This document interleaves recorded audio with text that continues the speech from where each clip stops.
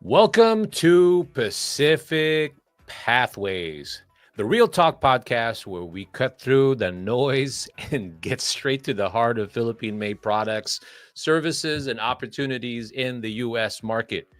No fluff, no filters, just bold insights, expert stories, and the truth about what it takes to make it across the Pacific.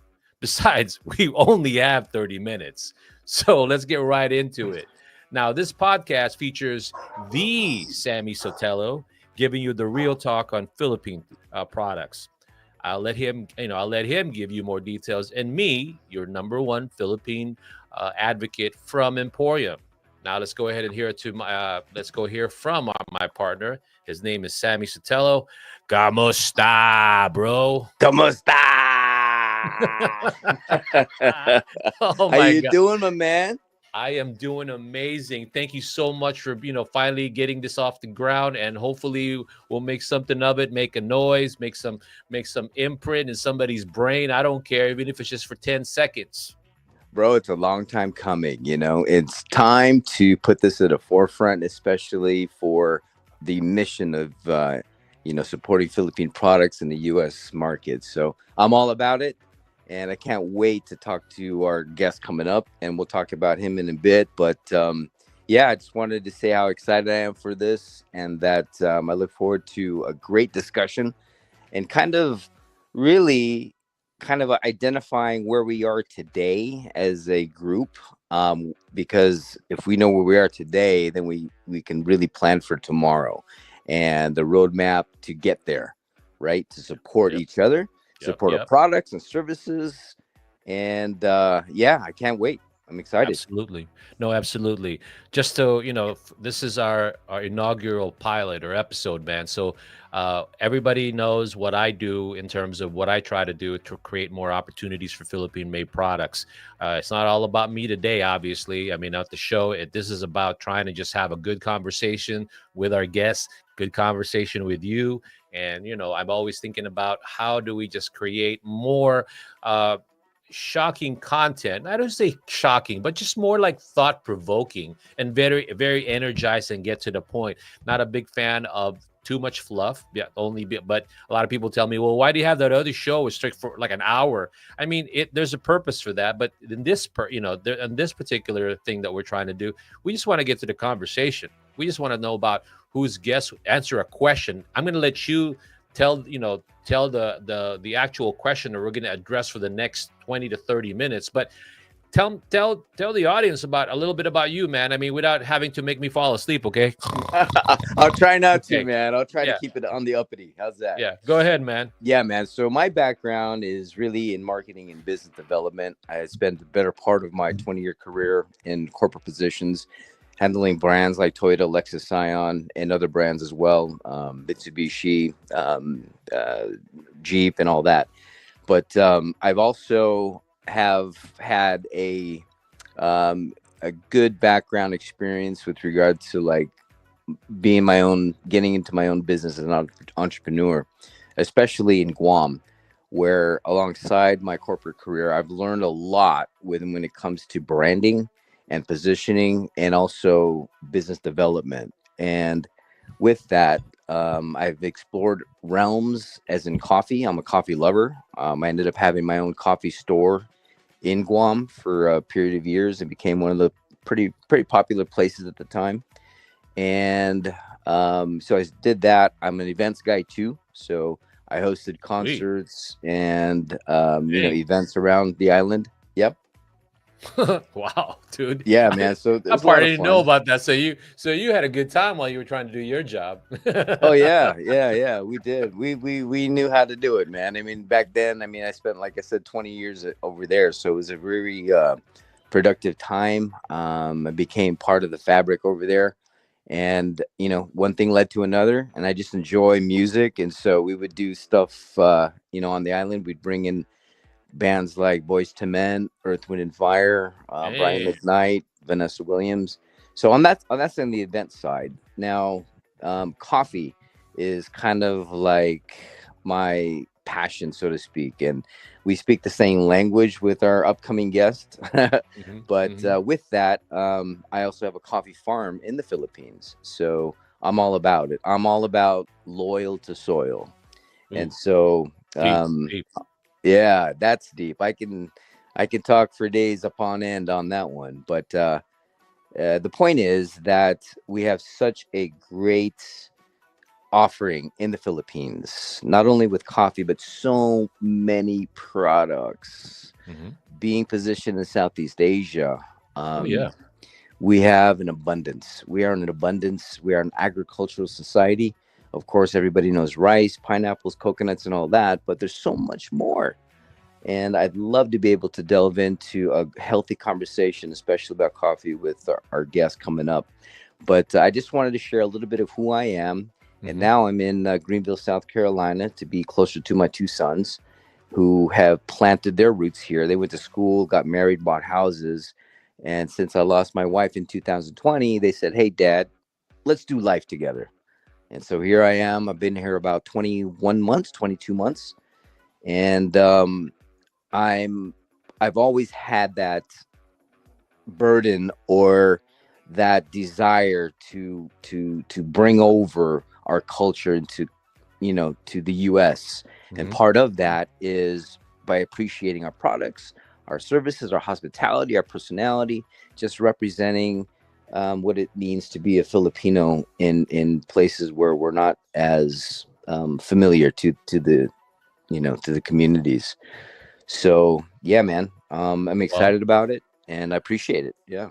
I'm definitely looking forward to our collaboration, bro. I mean, there's a lot of things that we can talk about and make a difference in our community. But I'm not about just the community. I want to bring our community out into the bigger community, right? So to me, for our inaugural show, and by the way, all of that is very impressive. I'm sitting here going, man, I didn't know he did all that. I mean, that's amazing.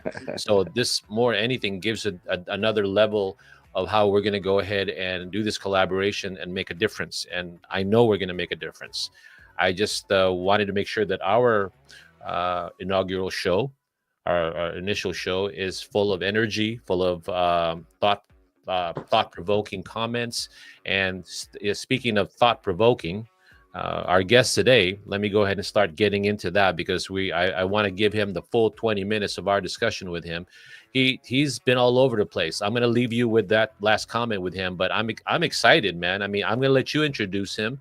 I've known this guy since COVID also, and he's just done so many doggone things. So the last thing he did was he was in Washington D.C. and promoting Philippine coffee. But I'm going to go ahead and turn over the mic to you, my brother, so you can go ahead and tell him all, talking coffee talk, and go ahead and tell our audience what he's all about.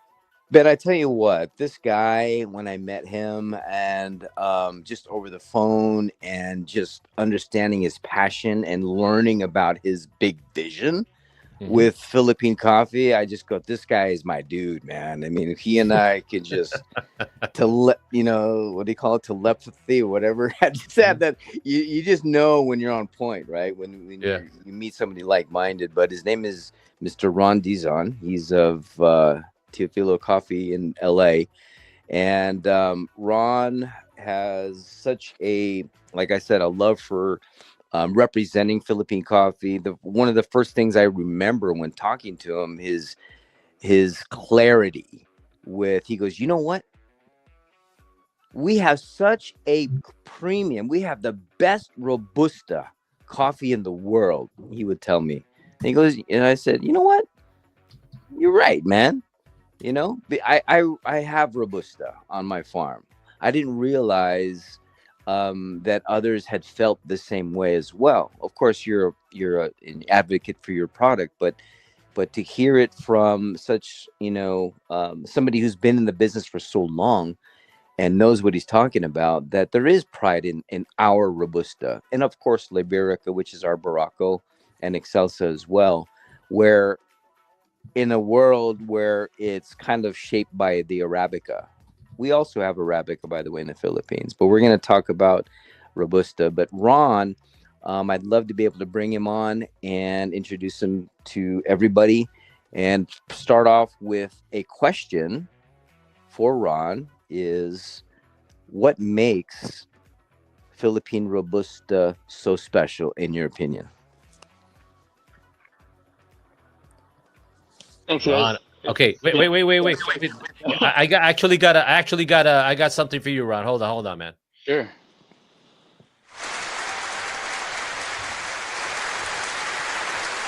That's not raindrops. That's just hand clapping, bro. That's all about you. All right, so there you go. Just you deserve that, my friend. I was Go gonna say, is for it, that man. money falling from the sky Yeah, or man. what? Yeah, whatever you want to think. It's like claps of joy, bro. Just like Yeah. totally appreciating the stuff that you do, man. Oh no, thank you guys, and always appreciate the opportunity to talk about our being Filipino and just introducing our products. And just circling back to what Sammy had said about the robustas, I want to give praise to where it is, right? And I don't even know how to explain how our coffees, and I don't want to just segregate robustas. I already know, hands down, our robustas are the best in the world, period. And I just want to say that even within our country, right, the Philippines, like our Arabicas and all of them, the Excelsas, the Ibéricas, no matter where they come from, I guess the biggest differences are amongst the other countries is they just don't have what we have, right? In true form, they don't have even the Arabicas within our country itself. You can go to every province and get an Arabica, and just they taste different from each other Mm. from our islands, right? And I could only say because of our fruits and vegetables that they grow with, or the island itself, right? It's just like our food. Like our food is so good that it requires this many ingredients, right? And if you compare it to any other place, it's not like that. Like we're just different, right? And it's okay to say we are the best. There's no law against saying that we are the best. Last I checked. But yeah, our robustas though, I mean, yeah, that's easy. Clear winners. Especially Clear if it's winners. true. I mean, yeah, for sure. Easy. Yep. No, I mean, to me, okay, the fact that I've got two connoisseurs in my presence, I had to do my own research. What I thought, after doing the research, I said to myself, "Wow, I mean, that needs to be told on why our products, our Philippine coffee, are amazing." I mean, okay, you guys know this already, so just humor me. I mean, from what I heard or what I read, it's like a lot of it is also the diverse coffee system, like grown by and then some of the stuff is grown by small holders, often organically. And is there a difference in terms of manual harvesting? The way they pick the beans. Yeah. Oh, absolutely. I think a lot of it does, right? Like I think just where it grows, I think has a lot to do with it. And then obviously the natural processes, and it's not what you're saying either is false. Everything's organic Hmm. because I just don't it's not I believe, I know that our people can afford pesticides, right? It's just like I just don't know how they would be able to afford it. It's just they could barely afford to pay what they grow, Hmm. right? So yeah. The other And things, well, go ahead. I was going to tell you that the other things that I find interesting about Philippine coffee is really the way it brings the community together too. Obviously, there's always a story, and that's the part I like about it too. But the thing that because I'm not a coffee connoisseur, that's why I love listening to you guys, and now I have a different appreciation for it. But Sammy, what else is there about Philippine coffee that you think makes it different from everything else, man? Well, I can only speak from my experience on the farm. It's in Capiz, which is not very known for coffee, which I'm trying to make that footprint to encourage other farmers to have a look at this commodity that's so precious. Being especially that it's on the high priority for the Philippine government, both cacao and coffee, to support growth and expansion. But for me, what makes it special is that the regions are very individualistic, right? Because we're separated by 7,000 islands. Each island has its own character. And my experience with Cappy's coffee is that it has this certain flavor or swag, if you will, in the coffee world, where it's a very earthy but very strong chocolatey type of experience. It's best prepared when it's medium to dark, and that's what we do on the farm. I think it compares, and I agree with Ron's comment that it is probably the best. Not my farm in particular, but I'm talking about the whole varieties of coffee, especially in the Philippines, where robusta because coffee is such an absorbent fruit, and depending on what you plant it next to, will inherit those attributes.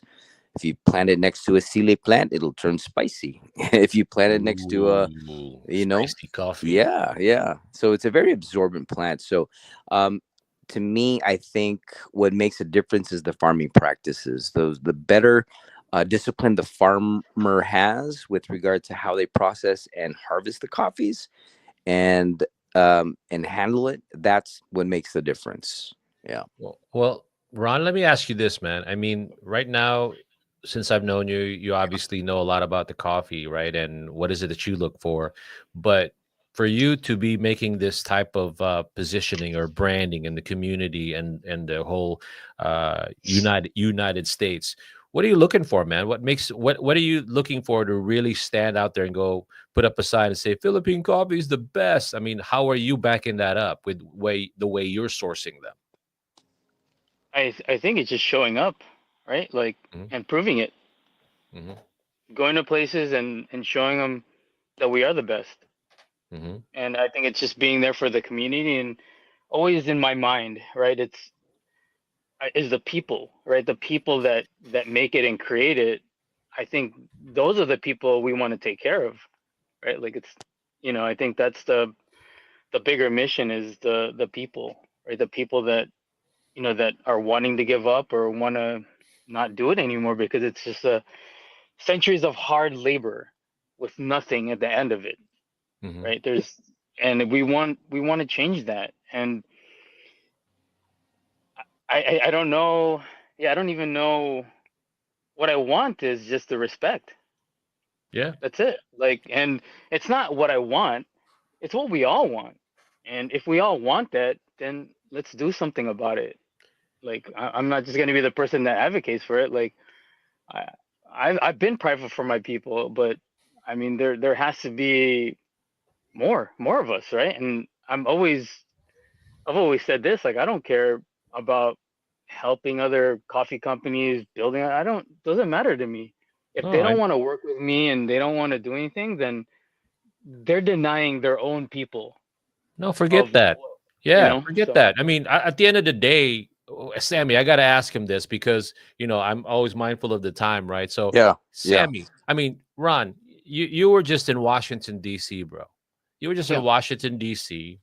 and you made me proud only because now a lot more people are. I'm sure the Filipinos that actually attended knew what a barako was, but it's just that it's never been brought to them in that way. So that's why my question to you, man, is that what were they thinking? What were the from what I saw from the social media, it looked like you got a mixture of people that came through, right? So why don't you tell us their expectation of coffee? What was their, I know you were sold out, right? So yeah. I mean, I think the expectation was not like it's not what they expected, right? And I think a lot of the the Filipinos that were there, I think even just like me 8 years ago, I didn't know, right? So I Yeah. think us assuming that people know about our shit in the Philippines is a Hmm. big mistake. Don't Mm, assume shit, right? mm, And just assume that no one knows anything about it. mm. And I talk to everyone about it as they don't even know. And if it's a skill that you have to have is reading the person. If they really want to know about it, you want to waste your time on someone that doesn't want to hear it, or you want to waste someone else's time to that really wants to know. And that's how we approach the event. Like we weren't trying to sell shit. Like we were just going there and then just telling them facts. Yeah, That's it. yeah, That's all we're doing. We're not yeah, even, it wasn't even a fucking sale. yeah, Sorry. yeah, It wasn't yeah. a sale. I'm sorry, but that's what it was. Like we were just telling them, look, we've been in coffee history for almost 300 years. These are the coffees that we have. These are the rarities in our coffee. That's it. It was like, oh shit, like that epiphany for some people, but man, that 8 hours was like nonstop line. I barely got even a chance to like look up, and luckily I had my partner there, talking and sharing. We're just sampling. That's all we were doing, and we Yeah. were we were even telling them like, look, the coffee's expensive. We're selling Barako 8-ounce bags for $60, and we're already telling them. They're like, I'll take two. And then we sold out of those. We sold the 4-ounce bags for 35. Like, Well, you it, see, it, it yeah. yeah. No, I was just gonna say that to me, when the fact that you say that, that's exactly the type of environment that I always want to hear because one, obviously the novelty factor's there. But in the end, Sammy, I mean, at the end, Ron, both, it's that's what excites me. We need to figure, we need to get that out there and for people to buy it, not just for the Filipino community, but outside of that. I mean, that's what I'm thinking, right? And they really need to discover that once you tell them the story, then you're awesome, right, Well, Sammy? I don't know. that's exactly what it is. You hit the nail on the head with it is a story. In 1740 is when the Spaniards had brought coffee to the Philippines. And they established in places like Cavite.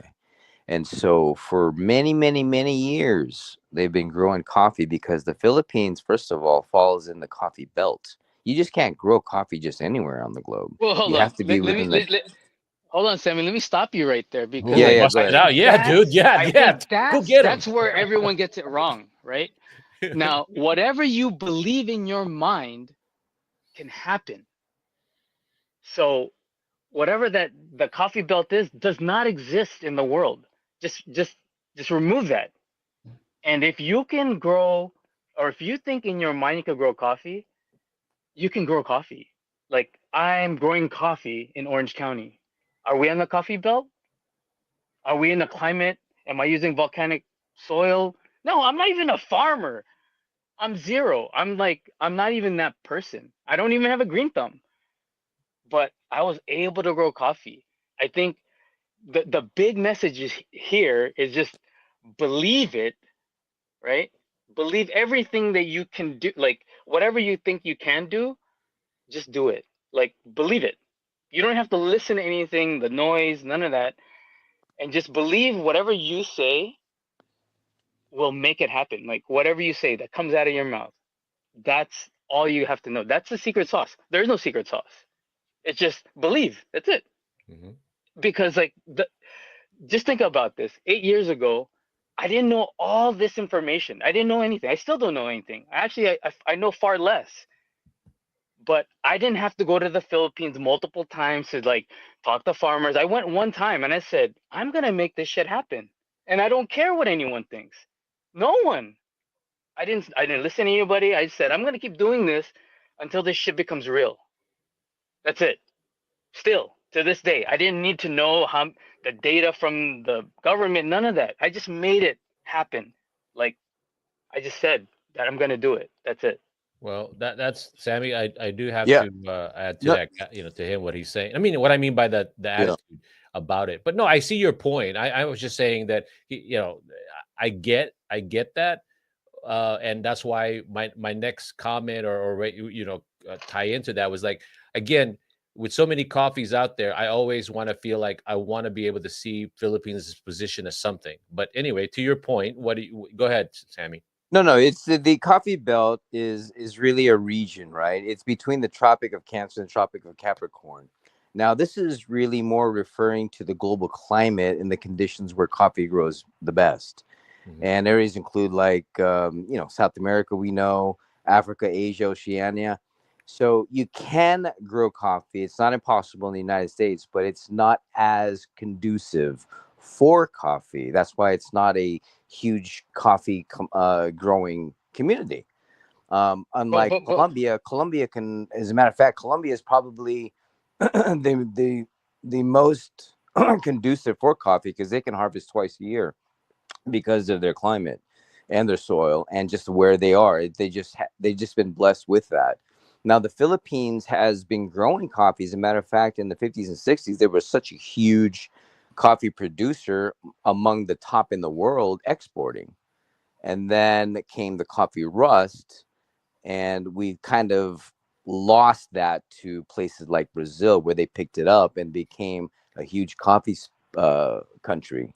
But the coffee rust over the years, I don't want to get too into the intricacies of the history because I want to talk about now. But generally speaking, the coffee belt is the regions around the world where it's most conducive for coffee. Now that coffee rust is out of the Philippines, so to speak, not completely gone, but it's improved so much that we're in such a strong position nowadays, and with the demand globally, not only just nationally in the Philippines, but on the global scale.